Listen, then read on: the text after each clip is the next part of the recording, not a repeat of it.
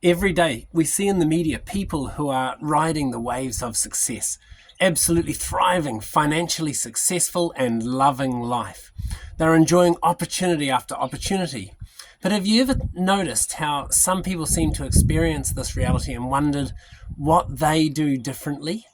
And maybe how can education incorporate these principles so that more young people can get ahead in life? You've likely heard me talk about the power of a pathway advantage before. So what are the big components of a pathway advantage? Because it's a pathway advantage that I often see that separates a lot of these people. And are schools able to deliver on these elements? Well, that's what I'm here today to discuss with you. As I go into these components, have a think of how schools operate and ask yourself, are school subjects still relevant? Or are they yesterday's technology? Now, it's my observation that the working environment and the professional environment is changing so fast, and schools are struggling to keep up. I think this is due to a number of reasons, including resourcing issues, entrenchment in the existing model, lack of teacher and system accountability, to name just a few. Now, I read a report today showing in real terms that people today have less income and spending power than their parents did back in the 90s. So what has changed? Why is it harder for most people to be successful today than 30 years ago?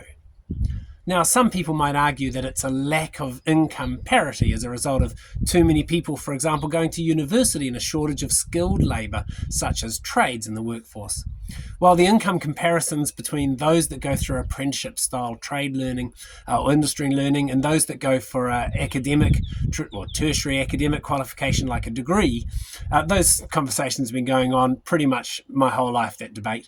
In reality, both pathways have lower incomes in real terms today than they did 30 years ago. Others may point out that it's a failure of capitalism, saying the money goes to fat cats at the top of organisations while the workers are abused. But in my experience, the fat cats at the top are often imaginary villains, and it's evidenced by so many large companies that are struggling financially at the moment. And look, really, if that was true and you could just pull that money down off the top, then the labour monopolies that the unions were set up to try and leverage would have been much more successful over the last 50 years without totally destroying industries like they did to the American car industry in Detroit.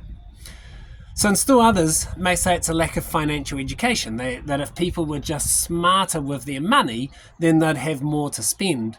That doesn't wash with me because there's really very little difference between the financial education today than what was done in the 90s, in the mid-90s. And it ignores the fact that incomes are lower in terms of spending power than they used to be. But at the same time, there are some people who are bucking the trend and making massive incomes in almost every industry. So what leads some people to thrive while most are struggling? And how do we address that and learn from it and model it in education? When you look at those that are thriving, there are three common traits that I see always present. These are the three traits that make up the core of what we build as a pathway advantage. I call them the three C's. That's competence, communication, and commerce. Now, the biggest problem is 99% of education at both the secondary and tertiary levels focus on just the first C. That's industry competence. A true pathway advantage has all three present. So let's look at these a little bit more in depth. Competence relates to the industry-specific skills that people use to convert value, to sell value within an industry. So competence is the ability to deliver value within an industry in terms of the skills that that industry works with. And communication is the ability to, yes, relate well with others, but it's more than that. It's the ability to build an audience, the ability to take people on a journey with you and sell them on a vision. And then commerce is the ability to convert that in a way that can be sold for income. It's a vitally important skill that is so often neglected. We assume that the skills themselves are easily convertible income, but converting a skill and selling its value is a central part of those three C's. So what does this mean for education? And how can we use this learning to address the problems that are in education?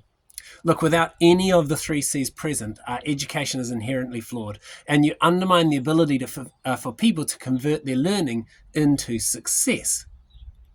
If someone develops just two of these three C's and something's missing, inevitably we undermine their ability to be successful. So if you have competence and communication skills, for example, but you lack commerce skills, it's unconvertible. You're making people who are good employees, but they're not good at converting those skills into high incomes. If you have competence and commerce with no communication, you make unsuccessful people because they can't develop a team, they can't develop a following, which ultimately means they try and do everything themselves, leading to burnout. And when you have communication and commerce with no competence skills, ultimately you have unethical people. They don't have the ability to deliver on value, so success is unlikely to be sustainable. So there you have it. The big secret for why I believe some people are thriving when so many others are struggling, and how we can address this through education is through building a strong presence in the three C's. That's competence, communication, and commerce. If you want to be one of those that thrive, you need to develop all three elements. When you have all three, you have a pathway advantage.